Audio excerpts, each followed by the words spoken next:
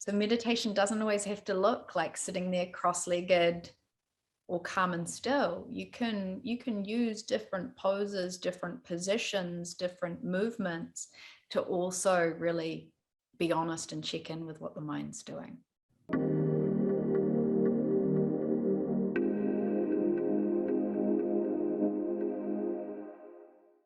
Nikki Ralston, thank you so much for coming on the podcast. It's an absolute pleasure to have you here.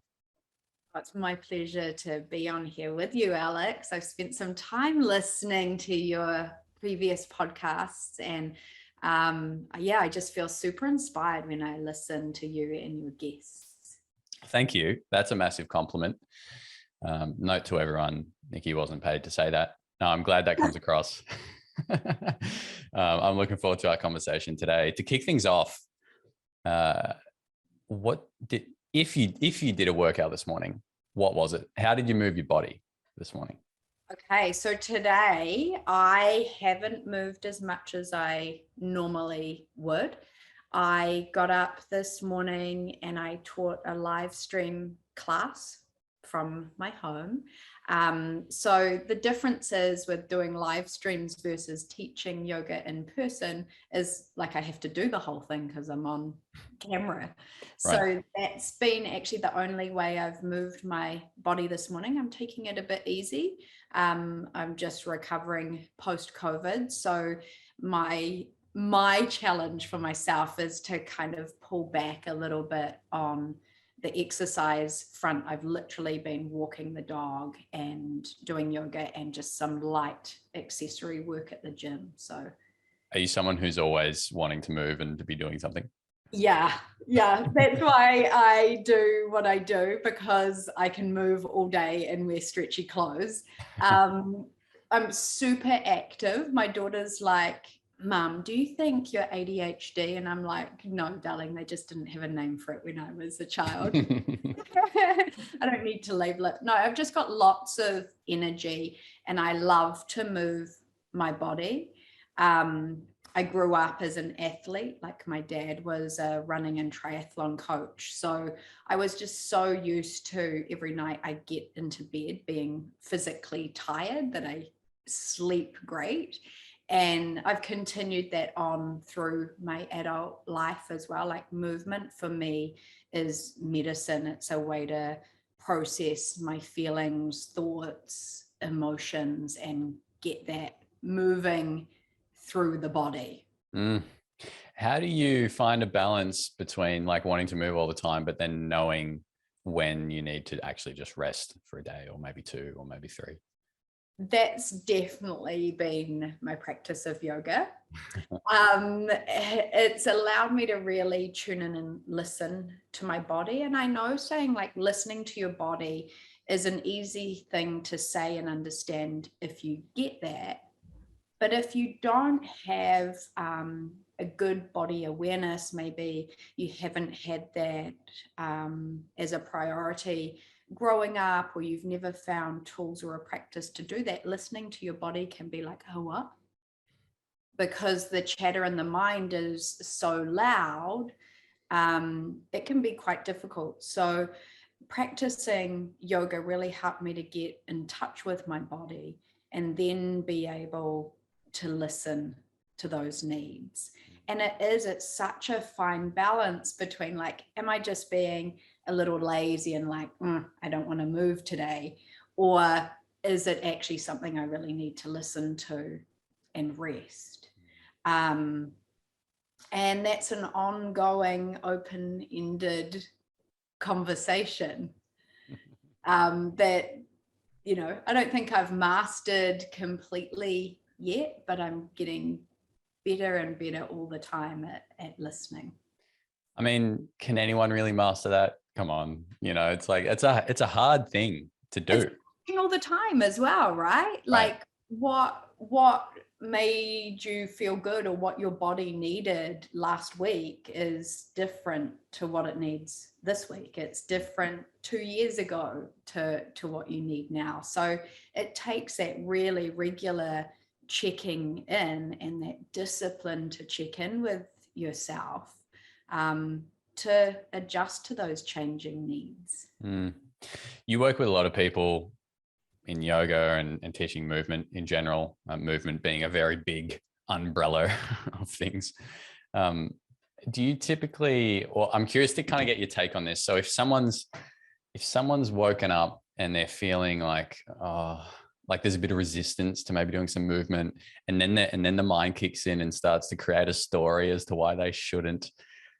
Are you typically one to say, look, just go for a fucking walk or something, like move the body a little bit? Or are you like, no, like tune into that? How do you find that balance?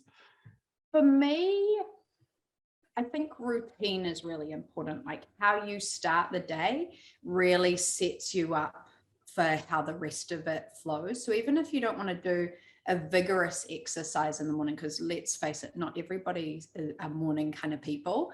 That's a little bit daunting sometimes to like just go and crack straight into it. I would say move your body in some way.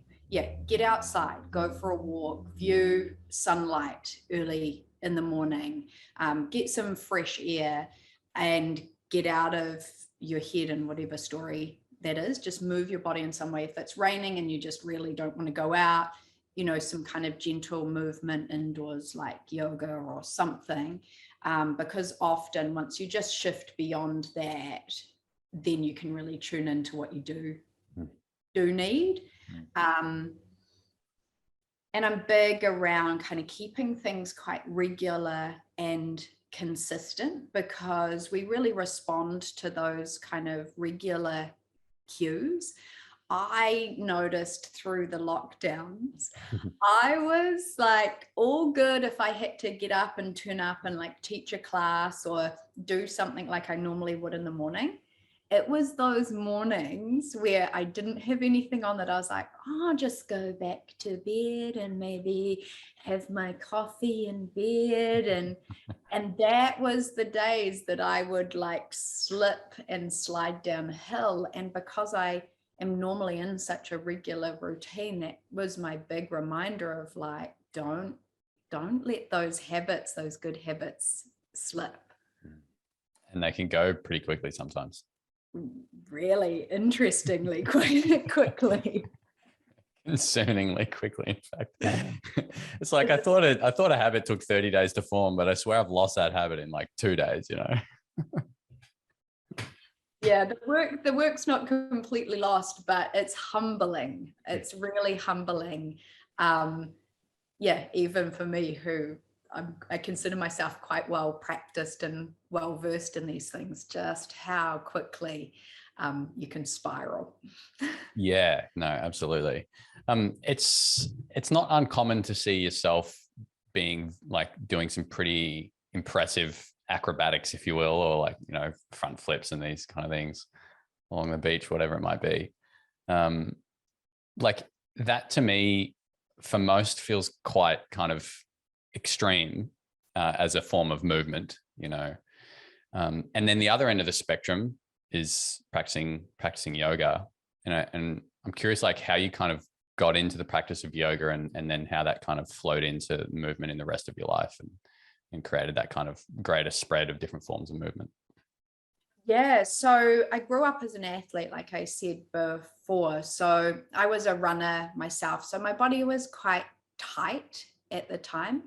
And I think a lot of people come to yoga for quite superficial reasons at first, or maybe they just feel like they want to stretch. And I was definitely in that category. I felt like I needed a stretch. And I'd read an article, this was like the 90s, early 90s, late 90s, about a supermodel who did yoga. And I was like, right, I want to be like a supermodel. I better go to this yoga thing. Right. And that's literally what got me along. So I went to my first class. I loved the physical challenge of it, being an athlete. It definitely wasn't easy. I was actually surprised by how challenging it was, but that kind of sparked something in me. And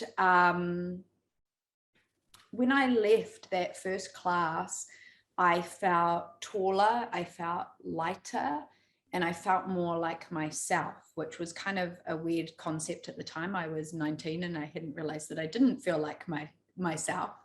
And I knew there was something in that because nothing had really shifted things in me to feel that before. And so I continued on. I just dabbled in it, like when I felt like I needed that feeling, for quite a long time. And then very early, I heard a little voice that said, "You're going to teach this one day." And I was like, that's weird, because all the people doing yoga at that time were like over 60 Right. in my eyes, or like really old at that point. Probably And I like was like, 35 or something. yeah, probably. And I was like, what would I have to teach these people? And so that really put me kind of, I just parked that idea. I was already a massage therapist, so really interested in the human body. And yeah, then through my 20s, I was in an abusive relationship, and I really started to lose who I was. My health wasn't great, and going to yoga was the only time that I felt strong, at a time where I felt super weak. I remembered who I really was, and it gave me tools to navigate through a really challenging time. And so I started to take it more seriously, because I knew there was something about this that I hadn't found anywhere else. And then I ended up falling pregnant in that relationship, and leaving, like finding the strength to leave that relationship, and then raise my daughter on my own. So as a single mum, like, life was pretty full. And then my yoga practice took on a different meaning, because I think any parent will relate to this, to have some time just completely for myself on my yoga mat was like, oh, just such a gift. And I firmly believe that my practice allowed me to be a better mother, to be more present, more attentive, and to keep filling up my own cup while I was giving out so much. And then that's about the time that I was like, okay, I think I'm ready to start teaching this. I'd had a few life experiences, and felt wiser because of it. And I really knew how much it had transformed and helped my own life. So that's when I took on my teacher training, and like really dove deep into that. Back when I did it, it was more of an apprenticeship model over a couple of years. And then started to take on a different meaning. My dad got really sick. He went through a bone marrow transplant, and so I'd be at the hospital nursing him for 12 hours. And that's when the pranayama practice, the breathing practice, I was like, I have tools to get through this. And the meditation practice wasn't just something I did that helped on the daily. Like, it helped me at a time where I was really emotionally stressed, physically tired, and being able to give back to this man that had given so much to me. Like, it was still to this day, I think, my biggest honor to be able to hold that space for him. And we got him through that, but then 3 years later, the cancer came back, and we lost him. So it was actually around that time that I created the Ralston method. That's my last name. And that was really in like a nod to him, because what I'd witnessed growing up with him and what I got to be a part of was watching him coach like top level athletes. And he wasn't just coaching them on the sport. He was coaching them to be their best selves, whether they, won gold at the Olympics, or got through mental health struggles, or, whatever it was. That's what he was coaching. And I realized I was doing the same thing, but through yoga. And I wanted to break out of the traditional model of yoga because it was really like the guru kind of structure of, you know, I'd question my teachers as to why, you know, because I knew a bit about the body from massage, and the answer that would often come back was like, because Guruji said. I was like, well, it's kind of not good enough for me, you know, like. So I would question a lot, and I wanted to be able to teach from a place of what I knew and understood in my own body, and from working hands-on with students, and hand autonomy back to the student. Like, I don't know what anybody else feels on the inside. You know, I can see things from the outside and I can suggest things, but I don't really know. I don't have X-ray eyes. So I wanted to be able to teach in my own way and combine, the wisdom that I learned from my father, my functional anatomy knowledge, and the practice of yoga. So that's how I created the Ralston method, which was kind of controversial at the time. Now there's like as many different styles of yoga as you can imagine. And then from there, I've just grown and evolved with it. I incorporate weight training into what I do. I try to move in a variety of ways. And I really try to encourage people to understand their bodies better. And when you're interested in how your body works and moves, it's nothing's boring. Like, everything you do becomes interesting because your body is always there and it's always moving, or like you can, you know, refine your posture. And I see you sitting up straighter there because I said the word, you know, so it's like you've always got your body with you. So you can always be using this vehicle of your body to be more present, be more aware, and also be moving forward in a direction that's healthy and sustainable and makes you feel good. It sounds like you had an incredible relationship with your father. Oh, so beautiful. Like, he was such an inspiring man. I don't think he didn't even finish school, so he really wasn't, you know, extremely academically minded. He was a real people person, and he coached running because he loved running himself, but he was never the greatest athlete, but had this real passion and could see things in other people that they couldn't yet see in themselves. And that's what he coached out of them. And I think he passed that on to me. No, I don't think, I know he passed that skill on to me. And he also worked his way up and combined his passion for running with business in the end, and ended up working for Nike internationally, and ended up in the head office in Portland, and worked with sponsorship for you know, the Springbok rugby team, and he took Michael Jordan on tour of Japan, and you know, he went with the Commonwealth Games team and met the Queen. And I just grew up thinking that that's what most dads did, you know. I thought it was just super normal.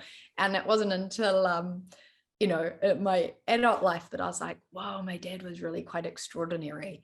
And so we shared a really close bond that I just am so grateful for. That's beautiful. I think his spirits just come into the room. It's nice. Yeah. How do you encourage people to, like you talked about, like listening to the body and understanding the body? If someone's quite disconnected, or maybe that's just something they haven't really put much thought into, like, what's a good place to start? Oh, it's I've got to be able to meet people where they're at. Because a lot of people have really heady jobs, you know, like, and that's their superpower, is being able to analyze and dissect things and be really on. And someone like that, if you just ask them to stop and be still, Like, okay, they're laying there, but I can guarantee that their mind is like, pew, pew, pew, pew, pew. Yeah. So I give busy-minded people things to think about. Okay, so being in your body and giving specific cues and having to place, your body in certain places, there's not too much room to think about other things. And I call it, when I teach, say, a yoga class, I call it the breaking point or the tipping point. So I actually wait for this moment of kind of confusion. And that happens like one-on-one as well. It's almost like I can hear the noise in their head, and it gets to this point and it's like, oh, things are kind of difficult, and what's right and what's left, and what my arm, and then it's often at that point, right, that point of resistance, that people give up or give in. Like if you're doing a task right now that's difficult and maybe fiddly, and then you're like, oh, too hard, put it to the side. But it's actually, if you just move beyond that resistance and that difficulty and that chatter, that's often where those connections happen. And then you get into that more flow state, that more open-minded, connected space. And so I wait for that. So I try to meet people where they're at. So there's no one kind of singular answer for that, apart from getting in your body, getting your body to do things and paying attention to how you're placing your body. Yeah, for me, that moment arrives during a half moon pose, and I'm just like, man, this is freaking hard. Yeah, so for any listeners that don't know half moon pose, it's like you're standing on one leg, your chest is turned to the side, your arms and legs are spread out long. It's a really great embodied pose. Honestly, any single leg balancing pose will bring you into the present moment. And like, I can think I'm quite calm in the mind, get on one leg, and sometimes it's like there's race horses running through my mind, and you can't escape that when you do some kind of skilled pose and difficulty like that makes you have to focus. And that's why I handstand every day, because that is my pose to truly check in with my mind. Like, because I've become quite skilled at other things, that's my point where I really notice what's in my head. I can stand on my hands for a minute in the middle of the room. But some days, Alex, can't even kick up. And it's nothing physical. It's nothing physical. And I can notice that's when I'm being really hard on myself, or I'm beating myself up, or I'm frustrated. And so for me, that's my check-in point. That's my meditation. So meditation doesn't always have to look like sitting there cross-legged or calm and still. You can use different poses, different positions, different movements to also really be honest and check in with what the mind's doing. I mean, this is the information, like movement doesn't have to be a CrossFit workout, but it's the way to like bring us back into the body, whatever that might be, whether that's yoga, whether it's handstands, whatever it might be, that's kind of like doing the work, and that's one thing I love about a yoga practice is that, you get to that point where you just like, it's almost like you don't have the energy to be thinking about anything else. You can't, that report that I was trying to do, it's just, it doesn't matter right now, In fact, it never mattered really. I just thought it did, and yoga brings you right back.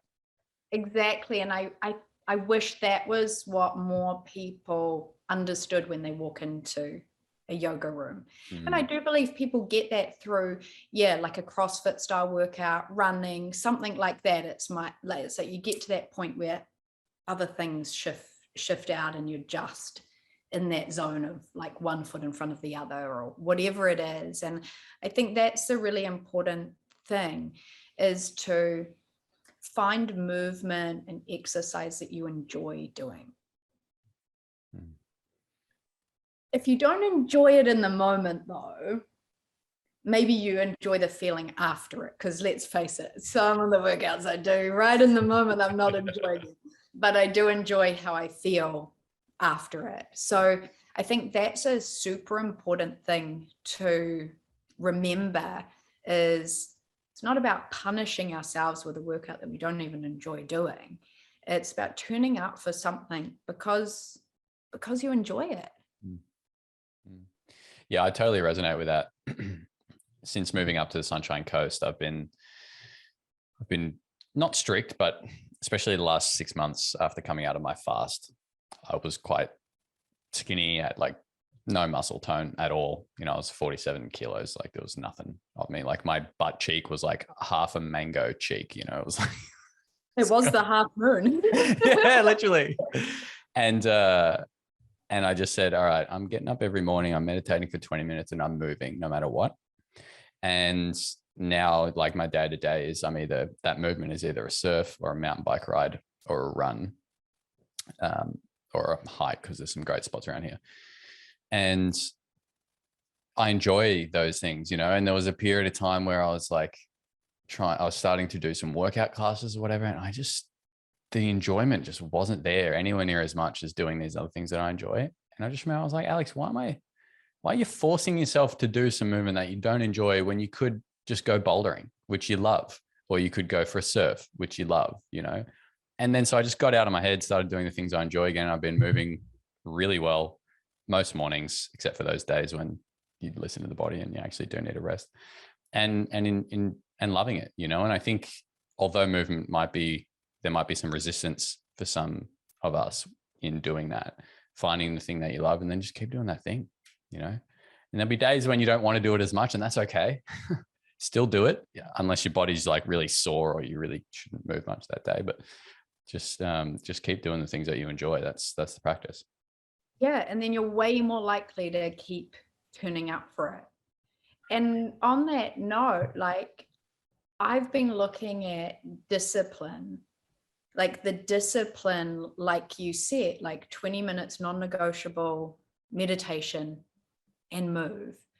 Like the discipline, I think, is an act of self-love, you know, because often we think of self-love in kind of maybe fluffier, softer terms, but discipline, and of course that can go the other way and be too rigid sometimes, but discipline, the following through on your actions, is like one of the largest acts of self-love that we can do. And the delayed gratification that comes from doing that as well. It's just like, oh, yes, I'm actually meeting my needs right now. Yeah, well done, you know. The regularity and the consistency is going to pay off far more than, you know, sporadic, like, oh, go and do an hour exercise and waste yourself and then be too tired to do anything else. You know, so that regularity, that consistency and that discipline, you know, that's the stuff that really builds that fortitude. You feel stronger in your body, you feel more vibrant, your emotions come off of that, and you feel more confident. And so I really think discipline is a hugely underrated part of self-love. I love that. There's a gentleman who was training some MMA fighters in the States, and he talks about this concept of like intensity. And the example he uses is like, or the example I'll use is like how many chin-ups can you do? It's like, okay, I can do 10 easily, right? That's pretty good. 10 easily, right? So it's like doing 10 chin-ups, if you can do that every day, as opposed to doing 15, which becomes you have to really push to do those 15. Doing 10 a day consistently is much better than doing 15 every 2 days, you know?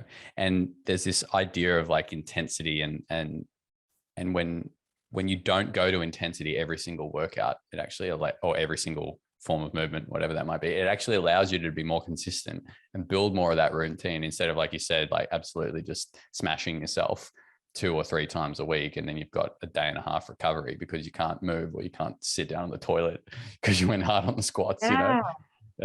And the consistency that comes from that and the overall long-term benefits of that far outweigh just going hard a couple times a week.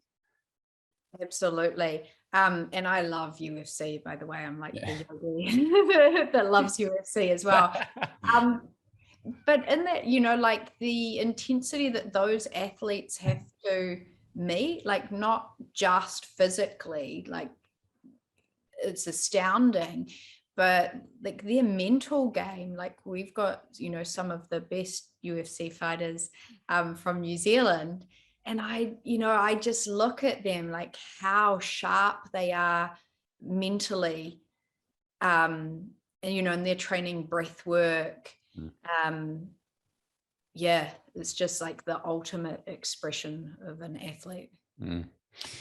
How did you, or maybe fallback's not the word, how did you implement movement and continue to move whilst going through some of those harder times in your life? You know, you're talking about you split up with your partner, you were pregnant, and then you went through that period where your dad passed away. How did you kind of fall back on those daily practices that you had? Yeah, this is a great question. And it kind of ties into what we've been talking about right through, is listening to the body. Because in those times of peak stress, sometimes exercise is the first thing to go when you need that time to do other things. So scaling it back to something that's realistic, like a 20 minutes to move, and keeping that consistency in there and putting it in pockets of the day that are going to work, that, you know, other things aren't going to be a priority over. So first thing in the morning's always a really good one to slide in there, as well as being a parent. So, you know, normally I could wake up in the morning or, you know, occupy my daughter for a while and get something in. Sometimes it didn't ever look ideal. So definitely as a parent, you've got to let go of the ideas of what you think exercise should look like. Sometimes it is, you know, a dog on your mat and a child climbing over you, or incorporating it into your life is really key, so that you can do it. And just being really kind to yourself through those times was definitely most beneficial to me. My nervous system was already pretty whacked with a bit of lack of sleep and that emotional stress. And especially when you're emotionally stressed, like you can feel your tissues tighter. Have you ever had that feeling, like where you've had It's like the fascia's like coming in on you? Yeah, like when your cortisol levels are raised for a long amount of time, you can actually feel it, kind of like battery acid in the body, and your fascia, that covering of the muscles, is all kind of dehydrated and contractile. And so you feel pretty yuck.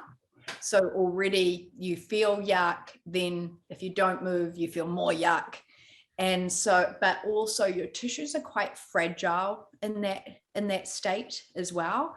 So you want to be mindful to not just go out and thrash yourself, because I'm sure you felt that before, like when you're emotionally stressed and you're like, I just want to get out there and go, you know, go hard. And often that's where when we ping something, we injure something, or we just like wipe ourselves out. So yeah, listening also to how your body is responding to the stresses that you've got placed upon you as well. Yeah, it's interesting in times of grief or real. Actually, no, we'll go with grief. You know, from my experience, there's that tendency to just want to like stop, like, whoa, this big thing's just happened. And it's like mentally we have this, we want to sort of like just stop and like take stock of everything that's going on, but then that kind of manifests physically as well. You're just generally kind of moving less. And so I like that. It's like, let's just keep trying to move a little bit, you know, even if it's just Yeah. 10, 15, 20 minutes a day. Maybe it's just a quick yoga flow. Maybe it's just a brief walk. Just get out, keeping that body moving keeps the mind kind of ticking forward and still feeling like we're moving in life, both physically and mentally and spiritually, you know? Yeah, exactly. And it's when we stagnate, like when we stop moving, things stagnate in the body. And particularly with grief, from the Chinese perspective, grief sits in our lungs, you know. So we want to be moving and challenging our breath, especially to get all of those emotions moving through, because we often feel that real heaviness in our chest at those times as well. Yeah. I'm curious, Nikki, like, what's your recovery protocol, if you have one?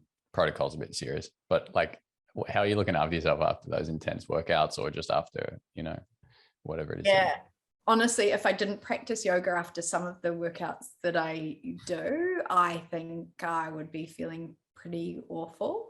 Because sometimes in the morning I'll wake up after a big workout and I'm like, oh, like, yeah, that's stiff, sore.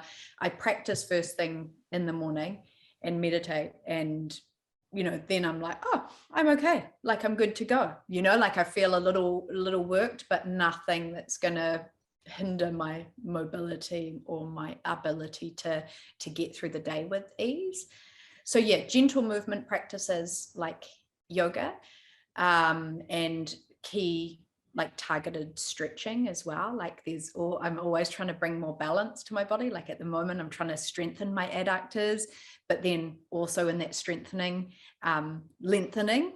So yeah, finding those kind of key target areas that need a little bit more work. I do sauna as well, and I've got into ice baths. Nice. I know. Stress. So good. Honestly, like 2 years ago, I had created the story around cold. I would way prefer to sauna and be warm. Like I would love to live in a hot climate over a cold climate. And I created this story around, I don't like cold. You know, like I don't like it. Whenever we use words like I can't, I don't. Yeah. Yeah. Like, You oh, know, there's something there. so I'd really created a story around that. And actually, away on one of my retreats down in Queenstown at Aroha, I was like, okay, so this is the perfect time to like move beyond this story. So, you know, we saunaed, we did the Wim Hof breathing, and then did the cold plunge pour. It does help when you've got like picturesque mountains around you. Yeah, some of the most beautiful scenery in the world. That does help. And you know, like you've got a support crew of people around you. And then I was like, you know, it's another form of mind body training. And you know, as soon as kind of that clicked for me, I was like, oh, this is just sensation. It's all in the mind. Like this is something that I can tolerate, just like a difficult yoga pose, you know, to a point of, you know, not being stupid about it, but a point where you get to that point like, okay, that's enough now. And then you come out and you're fine. Yeah. In fact, you're more than fine. Yeah, And you can go back in the warm sauna, you know. And then again, it's that thing of like, do I enjoy being in the cold water? Enjoy the mind training of it, but I'm not like, ooh, this is so nice and chilly. But do I love how I feel after? Yes. And do I love that I'm putting myself in a stressful situation and learning to manage my shit in that situation? Spot on. That is the work right there. Like that's what I love about ice bath. That's what I love about like lifting heavy stuff, you know, is that you like it's an intense, like compacted moment of time where you just have to like go through this process of like, oh, I can't do it.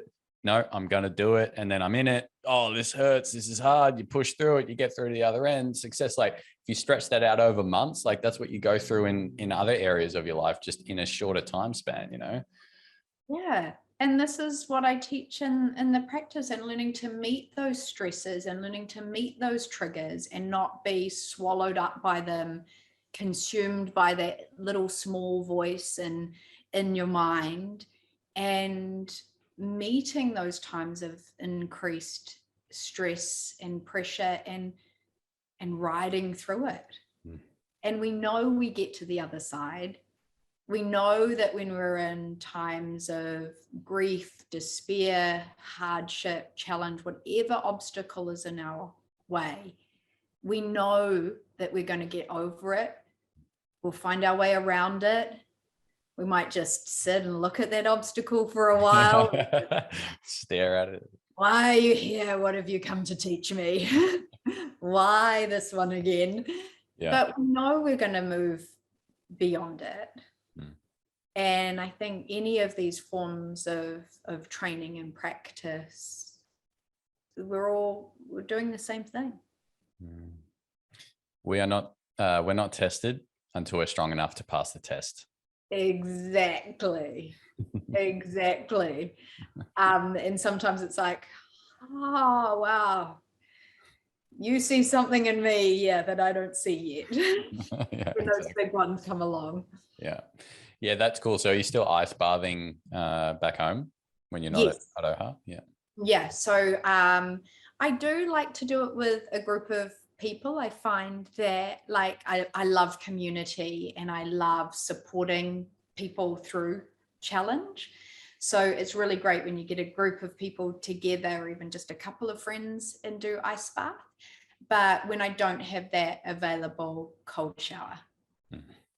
And are you doing the whole shower cold, or are you just doing it at the end?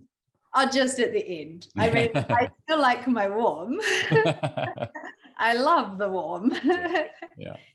But yeah, just doing that contrast therapy. And then, through doing that, I've rewritten a script in my mind. I love that. And are you steam saunering or infrared saunering? Infrared, yeah. Where it's available. If it's not available, then I do steam sauna, but I do prefer the infrared. Yeah, nice. And shout out to everyone. Found Space is in New Zealand now, so if you do want an infrared sauna, hit us up. Hey. Yeah, that's really cool. All right, and we've talked a bit about yoga, and I appreciate, to some people, there is resistance. They hear yoga and they just switch off, like, fucking yoga. It's like, come on. But to someone who perhaps wants to integrate a bit more movement into their life, what are some tips for them, and how would you perhaps reframe the idea of yoga for them so they perhaps open up to something that would be really beneficial for them? Yeah, so there's so many different forms of yoga, and I think this is the thing. Sometimes people have tried one type and been like, this isn't for me. Or maybe they've gone to a yoga studio, everyone's like bendy already, and they just feel like a tin person in the room that they don't fit in. Like, that's really confronting, right? There's so many great online options to do. So you can start doing it in your own home. It doesn't really matter what you look like. And there's so many different styles to choose from, because it's much more than just stretching. We get the most benefit out of stretching because we need the nervous system to downregulate and be calm, for our nervous system to allow our muscles to relax and lengthen. So, I see people at the gym sometimes, like kind of like vigorous stretching, like kind of, like, okay, that's moving your body. But if you really want to make a significant difference to your range of motion, then you need to also be able to calm your nervous system. So I think it would be probably the best advice to get on YouTube, get on an online kind of platform, and just do something at home, because the benefits are huge. Like, not just for if you want to perform athletically, but just stress management if you're in a busy work environment, and to connect to your body so that you can start to listen to those niggles and those signals that your body gives you that something's not quite right or out of balance, and be able to listen to that maybe before injury or before burnout or before pushing beyond your limits. And so how does the Ralston method differ from like a Vinyasa flow or like a yin practice? Yeah, so I've got 3 different styles of my yoga practice that I do. So it's all called mindful movement. So even though yoga and the yoga philosophy is behind what I do, it's more mindful movement is what I call it. And in that, there's a strong practice, which is more like a vinyasa. So it's a movement-based practice. But I try not to exploit flexibility, which a lot of traditional yoga does. So it's much more functional and moving like within ranges that are going to benefit your daily life rather than any extremes. Then there's an aligned practice, which is like a moderate pace. It's still like quite dynamic. And we pay attention to like really small cues. It's kind of a bit more of a geeky style of practice, like for somebody that really wants to get to know the intricacies of their body and understand the mechanics and better align their joints for more ease. And then there's centered, which is more of like a floor-based yin style of practice. Yeah, so the biggest difference is it's a much more functional approach to the yoga practice. Yeah, I like that. Yeah, there's a lot of different options out there, you know, and you go on YouTube and you type in yoga and it's just like, yeah, and it's a little overwhelming. Like if you are new to it and you want to begin, it can be so overwhelming because there's more styles than there's ever been. To find I have an online platform and a beginner's course as well. So it's really good to start with something that is like beginner level if you're just getting into it. Yeah, definitely. You know, for me, yoga, I never had a practice. And that's why I asked the question, because I had resistance up until only like 12 months ago. And people in my circles did as well, or can do. And then I fasted and I couldn't do anything. Like I couldn't go and ride my mountain bike. Like I felt like my bones were going to shatter or something. You know, I couldn't go for a surf because I didn't have the cardiovascular fitness. I couldn't paddle. Like I just didn't have that strength. And then I just didn't stumble upon, but ended up in a regular yoga practice, and it rebuilt me. You know, it was like, first of all, I just felt like I was being opened up and like activating parts of my body which hadn't been activated for a long time, or just had whittled away through the fast. And then over months, I just grew this strength, and it got me to the point where I could do other things, you know, and I was like, oh, okay, I get yoga now. It's not some hippy dippy thing, which, you know, only certain people do. It's like everyone would, maybe I've been a bit extreme, but lots of people would benefit from doing yoga on a regular basis because. Yeah, well, it reconnects you to your body. Right. You know, for whatever reason, you've kind of disconnected from places, or maybe you've never really kind of fully inhabited the space that is your body. And it rebuilds like a deep internal strength, physically, mentally, emotionally. You learn to connect to all the small intrinsic muscles rather than relying on the big show muscles that you know have probably got you through to a certain point. And so it really does reconnect you back to the core of your being on all levels and helps you to build out from there. And I believe that the practice of yoga meets you where you're at and gives you if you stick with it, again, that discipline, that consistent path forward to progress. And if you want to make it more challenging, you can make it more challenging. You know, if you want to make it quieter, you can make it quieter and more introspective. And that's what I love about the whole science, art, and philosophy of the practice. And when you get it, you get it. And if you don't yet get it, keep trying, because maybe you just haven't met the right teacher yet. And if you do have like the means to have an in-person teacher, you know, try to find someone. And if you are really new to it, maybe have some one-on-one lessons, because sometimes I just help people figure out ways that their body moves at that point that might be different from the rest of the room, you know, and helping to empower them to be like, okay, so when I say this is how you're going to do it a little differently, and really own that that's where they're at. Yeah, exactly. Everyone has different physiology. You know, maybe the spine doesn't bend as much in a certain way. That's going to affect down the dog or some other poses and things, you know. Yeah, like the architecture of our body is so different. Like when you look at bones, when we strip things back and look at the bones, like your bones are not the same as mine. You know, like your thigh bones, your femur heads might sit in like deeper or more shallow sockets. They might be facing more towards the front because you're a guy. But, you know, like all of our bones are shaped different. So like architecturally we're different. So when you see somebody doing something and you're like, oh, that person's so flexible, it might not just be the flexibility and pliability of their tissues, but also the architecture of their bones.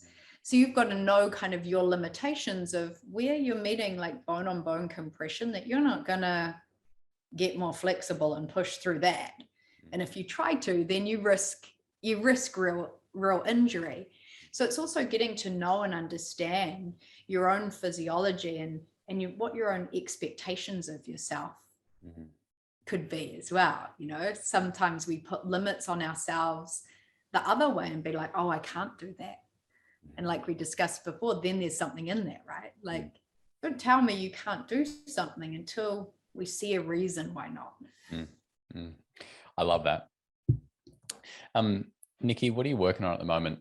What's next? That's such a good question. Because I used to have 2 yoga studios here. And as you know, life has changed dramatically over the last 2 years. I used to travel a lot and run retreats, and life has changed dramatically. So I've closed the 2 studios. I'm more free than I've probably been in a really long time, because my daughter's also now 16. You know, so I have a lot more freedom in my life. So I'm at a bit of a point where I don't have like hard and fast answers to that. I'm about to go into my yearly teacher training program. I've got a retreat coming up, the one I told you about at Aroha with the amazing mountains. The cold water. Yeah, the cold water, the warm sauna, the yoga. Actually, my favorite yoga studio in the world. And so I've got that near it, like in August. And then hopefully start to look forward to more travel and, you know, more events being able to take place.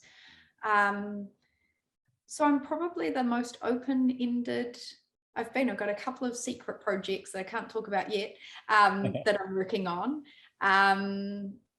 But yeah, I'm excited about doing things from this point a little differently and reaching wider into the world with my practice, and helping to create significant shifts in people's wellness by doing that. And what are you like? What's something you're currently working on in terms of your physical body? Like, what's something you're like, oh, I want to do this thing a bit differently. Like, I'm curious where you're at right now in your overall journey. Like I said before, my adductors, like my inner thighs at the moment, that they were tending more towards the tight side, but they were weak. You know, like my nervous system was gripping because they're weak. And they can be sneaky and kind of go unnoticed. So I'm working on my adductors. Yep. I'm also working like on my rhomboids and my mid traps, like right between my shoulder blades, because I tend to, sit forward in my shoulders as lots of people do. And because I've taken like a little step back from being sick, I'm not doing like my vigorous weight training. So I will be working on like slowly and progressively building that back up. And I'm trying to really I always focus on form and technique. And, for like lifting, I'm learning so much around, again, it's putting the body under more stress, like I move well, but can I keep moving well when that stress is increased? So yeah, working on form and technique. Yeah, beautiful.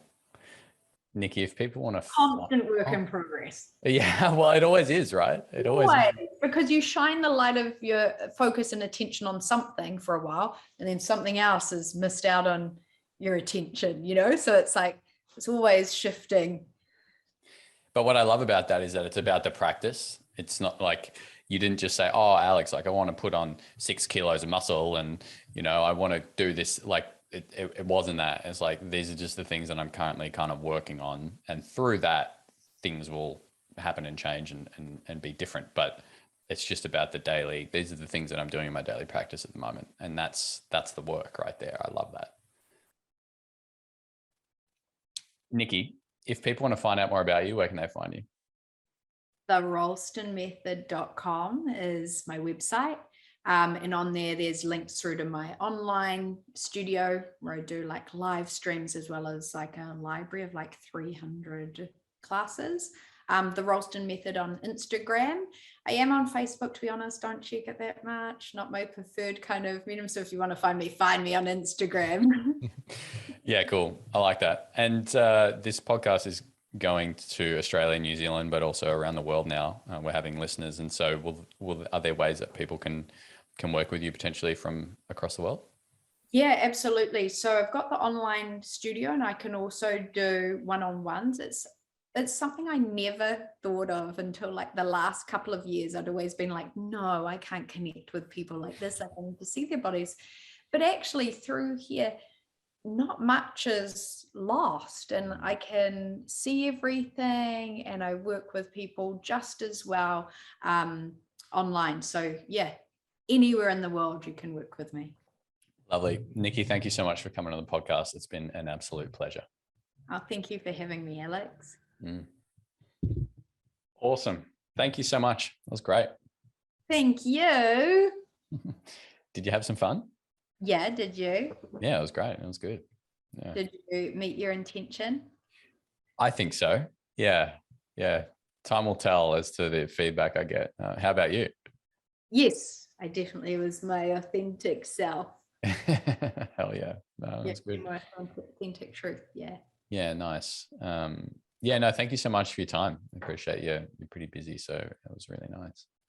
Yeah, it's so nice to connect with you properly, and I'm so happy to be working alongside you guys. I'm every kind of like spare pocket of time, I'm working on the masterclass stuff, and it's just such a good process for me, because it's like taking all the stuff that's here and then breaking it down, which is like, that's the stuff that I do, like when I create like training manuals and stuff. But it's really good to be able to do it for a more general audience and be like, okay, so how do we take this from here to here?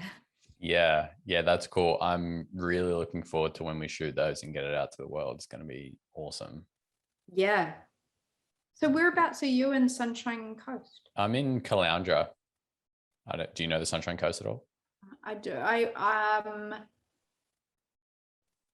I used to come and teach at Wonderlust when it was at like the Nova Tower. Is that? Oh, I don't know where that is. Is that Majimba? Or, I don't know. All the words sound the same. Yeah, no, Majimba. I know where Majimba is. I don't know. I don't know about that particular Novotel, but yeah. So I'm like at the southern end, Okay. in Caloundra. Majimba, I think's in the middle. Yeah, that's in the middle.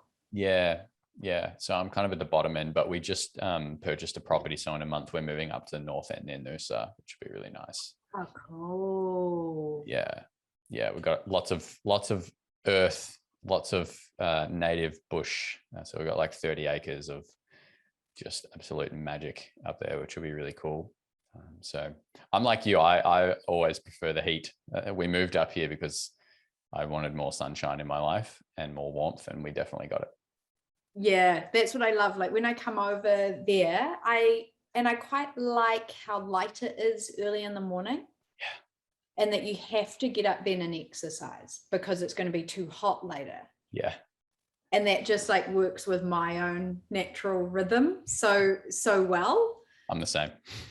Yeah, and I love to like be active all day, and then it's like, okay, it's nighttime, it's dark early, go to sleep. Yeah, exactly. Like the rhythm in all throughout the year, but especially like during the summertime, is the sun's up at like 5 a.m. So you're up like we haven't used alarms for years, and so we just sleep with our blinds open, and the sun comes up, and we wake up, and then the sun sets at like 6 o'clock, and so you're tired at 7:30, and I'm in bed by 8 o'clock, read a book, and I'm asleep before 8:30, and that just works. Yeah, that's what I like over there. I could definitely live over there, I reckon. So are you in Auckland? Yeah, cool. Nice. Yeah. I've only been that's the biggest thing I wanted to do with like closing the studios, was to free myself up, because like effectively my daughter, could want to leave home in the next 2 years, and I didn't want to be tied to one physical space. Yeah. So yeah, it's all in that kind of progression towards like, I don't know what comes from here, but I like that. It's just being present with where you're at and not trying to plan too much. Yeah. That's it. Cool. Thank you so much. I'm going to let you go.